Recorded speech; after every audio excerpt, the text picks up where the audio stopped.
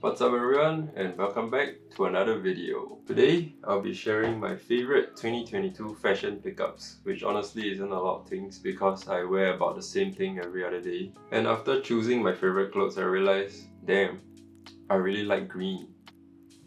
So starting off with outerwears, which honestly I rarely wear because Singapore is really hot and I get hot and humid very easily, so I don't want to add on another layer. So honestly, I only can wear these kind of clothes when it's super chilly in the office, where there's aircon or where there's monsoon season like not too long ago. So a general rule of thumb when I source for outerwears are to look for materials that aren't so thick or just perforated so it's well ventilated. So first up, I have this loose gauge cardigan from Uniqlo. It has a lot of tiny holes, so it's perforated and really, I don't really feel that hot when wearing it, like wind gets to me pretty easily. And the best part about the cardigan is the fit of it. Because it's from the women's section, it fits a lot more differently. So the one I got is in a size 3XL and it fits nicely cropped on me. So it's not too big or not too small, which honestly you can't really find cardigans like this in the men's section because it's usually overly big or too long, which kind of doesn't match the proportions that I'm looking for. And I got this at a really good deal because it's 3XL, it was on sale, so I think I only paid like 20 bucks for it. Yeah, so the first piece, and it's already green. So moving on to the second outerwear, we have a work jacket from Lucky Strike. Yes, the brand Lucky Strike, which manufactures cigarettes. So I believe this is a vintage piece from the 80s or 90s. Just like when Marlboro created their own merchandise, they had a lot of t-shirts, a lot of track pants. So I don't know who started it first. Maybe Marlboro did, and then Lucky Strike was inspired by them, or the other way around.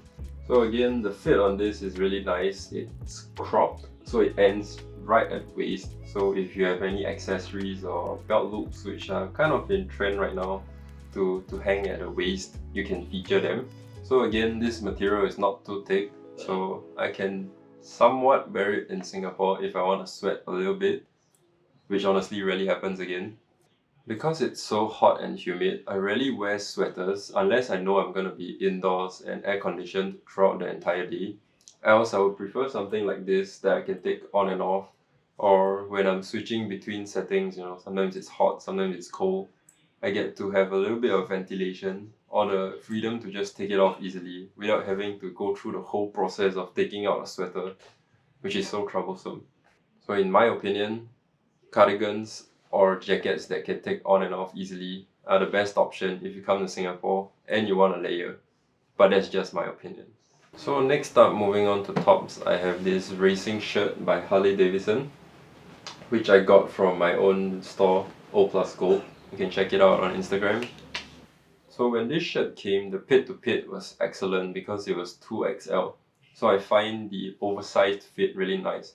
But the problem was that it was really long.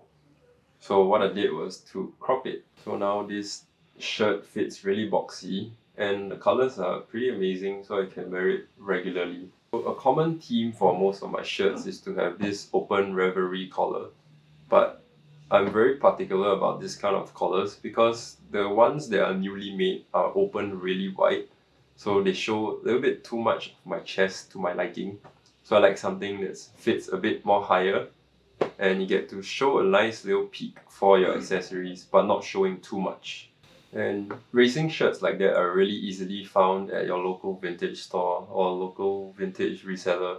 So if you can't already tell, I really love cropped items that fit boxy. So here we have a late 90s to early 2000s Stussy dragon print t-shirt. This piece came in a 2XL, which you can already imagine fits really huge on me. But I really like the print, so I decided to cop it and just cropped it. So after cropping, the fit is a little bit better, but because it's 2XL, the pit to pit is still really huge. And because it's a pretty old piece, the neck collar is pretty loose. And to my knowledge, there's not much ways to fix this. So the methods that they show you online, like how to shrink your collar, how to soak it in water and iron it, it's all fake. It's only temporary. All the tailors I know, even the factory that produces O Plus Go cut and sew pieces, don't do this kind of repair because it's old. when you tear apart the collar, everything just falls apart and becomes super wrinkly. So I just have to live with this weird fit because I really like the print. To be honest, the only t-shirts I bought this year were probably by Stussy and a few other vintage pieces. Maybe it's fueled by the hype that Stussy regained my interest, but I really like Palace skateboards too, but the quality of clothes really saw a decline and the print isn't as great anymore. If you ever owned a Palace piece, you could see that the print was part of the t-shirt. But with all the new pieces, it feels like it's two separate things, and because the prints are super huge for graphic tees, I don't like it when you can feel the print sticking onto your chest or your back, especially because it's so hot and humid here. It's really a disgusting feeling, which is why I lost interest in Palace. And Stussy has better pricing, to be honest, if you buy it at the right places. So this piece, it's a Stussy London piece, which Austin got it for me as a present during his exchange to London. Shout out Austin. And for some reason, this XL fit a lot different from the other graphic tees made in Guatemala. This piece was made in Mexico. So the proportions were a little bit weird for the pit to pit and length. So again, I cropped it. So next up is this 2023 O Plus Go Cut and Sew cargo shorts. This pair of pants will be made in Singapore and is designed by myself. So these shorts are made with 100% Cordura nylon canvas blend, which makes it 100% waterproof. It boasts a total of 7 pockets, which are also fully waterproof as well, and they are all functional.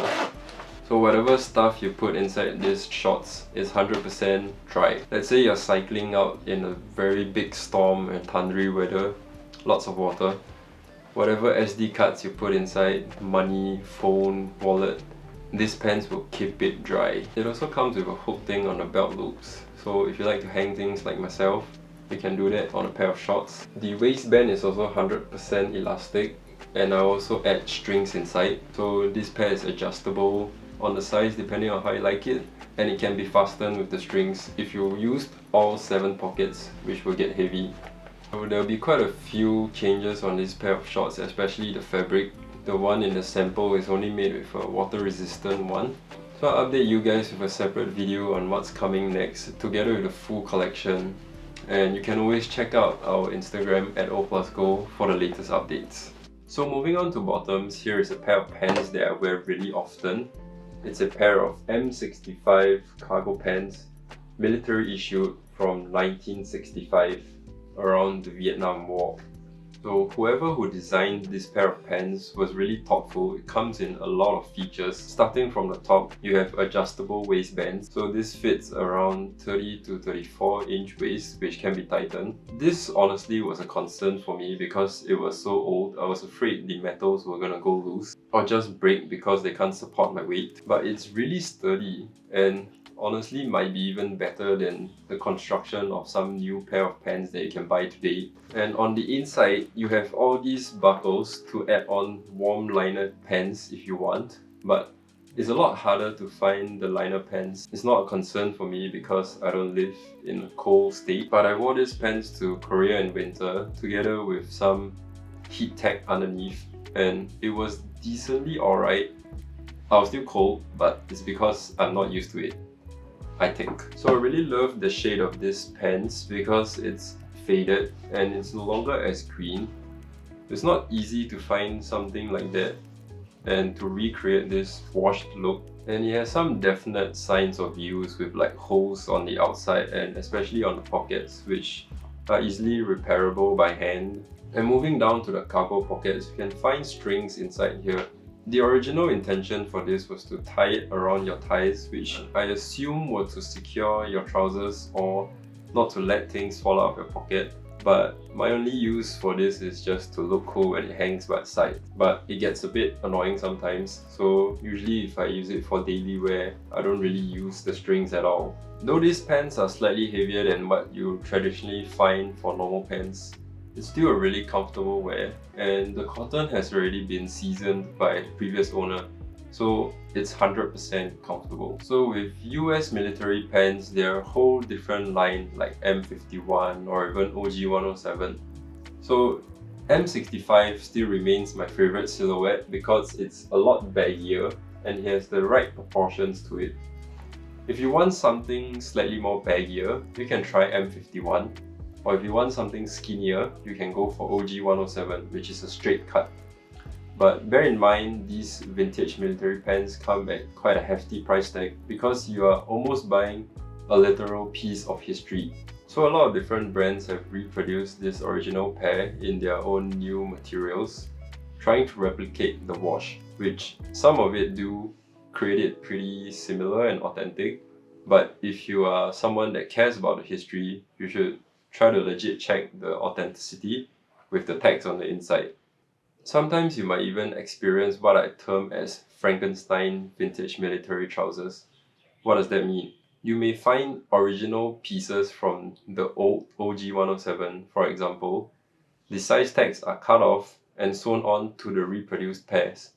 So this is what I term as Frankenstein, because you are taking something old and mixing it with something new. So there's a whole deep dive on vintage military trousers. If you like, you can read some online. There's a lot of information out there, but legit checking it will take some time, and obviously the price is reflective of its age. Generally, reproduced pieces are cheaper, and if you find true vintage ones, it will cost a bit more expensive, ranging from $100 and above. So if you're looking to purchase military trousers, I'll be restocking a few of them, a mix of reproduced and a mix of vintage, on my pop-up in March together with other sellers. So if you're a local, swing by, check out our curation, and if you're looking to visit Singapore to purchase some vintage items, this is your sign. Next up, I have this pair of Levi's Big E Made in Japan 501s. Usually I only buy pants that have zip fly, but even though this one has a button fly,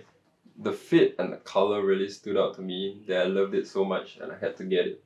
So if I were to describe it, the fit of this pants, it's slightly straight but fits a little bit wide, but not too wide. So it makes it perfect for styling pieces like loafers and derbies. I would say boots as well, but I don't particularly like high cut shoes, so I don't own any pair. The only pair I have is my Stussy Converse. So this pair features amazing made in Japan craftsmanship, probably Japanese denim as well. It's really comfortable, fit is amazing. Denim to me is super hard to find as well because I don't really particularly wear denim. So these are just one of the two denim jeans I have. And yeah, I've been getting quite a lot of wear out of these. And the next pair of pants are these white vintage military snow pants. So these pants are meant for you to layer on top with another pair of pants. That's why they are made so wide. But I made some modifications and added a shoelace and a lace lock so I can wear it regularly as a pair of pants. And because it's so wide, fit is amazing. So I guess this is where parachute pants got its inspiration from. Popular in the late 90s to early 2000s, which we now see as a trend coming back. And I've been reading a lot of comments saying how people were bullied wearing this back in the day, but I was too young to be in fashion, so I wouldn't know. But I think it's a nice comeback. It's a really nice pair of pants, great fit, everyone should own a pair. So now moving on to accessories, my favorite thing. This is from my drop Nature Research, which features an Nalgene bottle and a few other custom-made Dickies pieces which we screen printed on our own.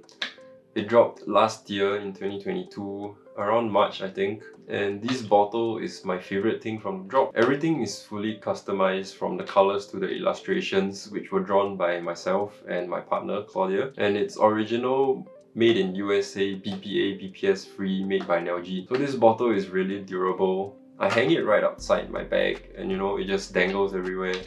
And I throw it everywhere and it's really durable. Design is amazing, well, because I made it myself. But yeah, this is my third Nalgene bottle, but the first one I really enjoy and used every day and definitely won't get sick of. And around the same period, I made a lot of these keychains for sale. It's made with a leather string and wooden beads, and this key ring that gives it a very rustic feeling. It's a simple keychain, but I feel like it adds flair and complements the bottle a lot. And a lot of people have been asking me when would I restock this, but to be honest, this really takes too much work for it to be worth its time. Because each wooden bit is so tiny, I have to sand it down in order to squeeze it into the leather. So that takes way too much time and I have to design it. And even though it's just simple stringing of beads, it still takes particular attention to detail to make sure that it goes well as an overall design rather than just randomly putting beads. So takes too much time, haven't been making any of these. So here I also have some accessories. It's nothing much, but this is a mushroom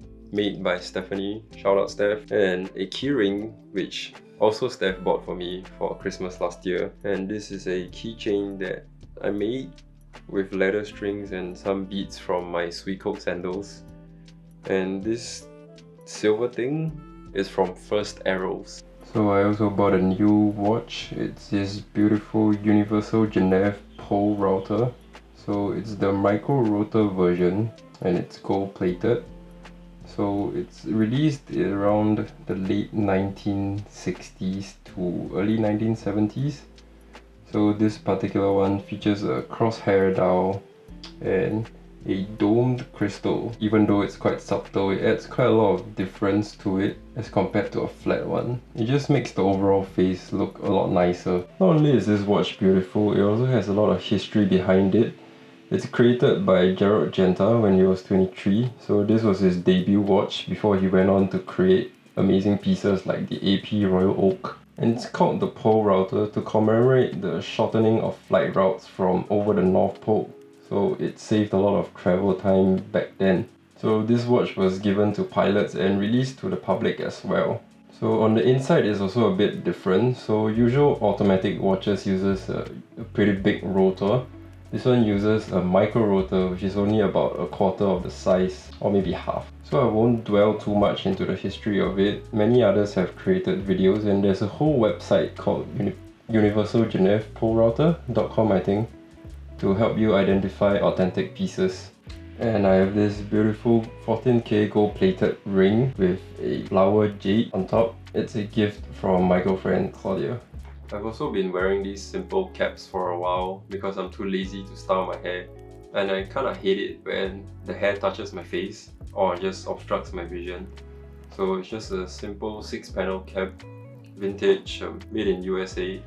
This one's from This Is Never Dead, Korea. My girlfriend bought it. And I'm super picky about caps because I feel each cap fits each person's head differently because all our heads are shaped differently. And these are the only two that I find fits me really well and I can use it every day. And now moving on to shoes. Honestly, 2022 was a crazy year for footwear. There were so many nice pairs of shoes released. I really wanted to buy everything, but I have no money, man. So these are the 3 pairs that I really enjoy out of the few pieces I bought this year. Let's start with something that I can wear every day. And that is this pair of Asics UB4S Gel 1130. What a name, right? So this pair was designed by the Kiko Curation team, which is now in-house with Asics. So it comes in 3 different colors, I believe, and this was my favorite one. So the 1130 is no new silhouette. It's something that Asics have been constantly making, and I quite like the silhouette, but what's different about this is that the Asics logo is really quite subtle. So only at certain angles or different lighting you can really see it.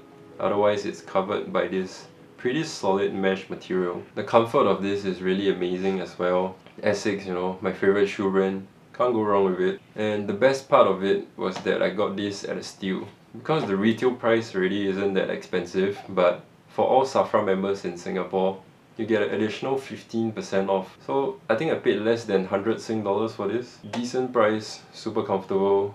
You can wear it every day. So next up, something more loud and statement. Technically I can wear this every day if I wanted to, but it just doesn't go well with every single fit. And that is the Salomon XT Quest. So this pair was done for their 75th anniversary. Comes in this nice pumpkin color. So I've been really wanting to get a pair of Salomon trainers for a while, ever since Tunwei released his video back in like 2019 or 2020-ish. And I found it really stylish, just that the price tag was too much for me. And coupled with shipping, it's crazy. So I got this pair in Korea at a cheaper price for about 200 bucks. So the comfort for this, for me, isn't that great. Maybe because I'm using it wrongly, because I suppose you're meant to use this for trail running or some sort of outdoor activity.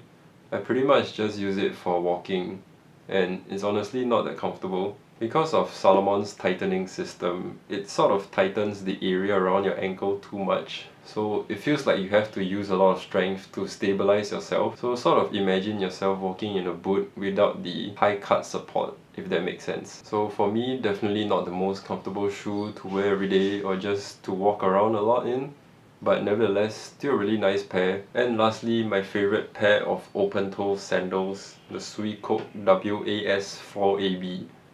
Another pair of shoe with a really weird name. How do they even name this? So this pair differs from other Suicoke pairs because you get the tassels on top and you get the option to take it out. So the red and white beads you saw on the keychain just now were the original ones on the tassels here, but I replaced them with ceramic beads because I just thought it would look nicer. And my initial thought for Suicokes was that I was never a fan because I tried them on a few times, and upon initial wears, it's really uncomfortable because of all the padding on the side to give you arch support. But I realized after longer wears, your feet kind of get used to it and it's actually really comfortable. So yeah, my initial impressions of Suicokes really changed. You just have to get through the first barrier of pain from the arch support. So I also bought different pairs of sandals like Birkenstock Bostons and Reebok Beatniks. I quite like Beatniks, but I like this a lot more.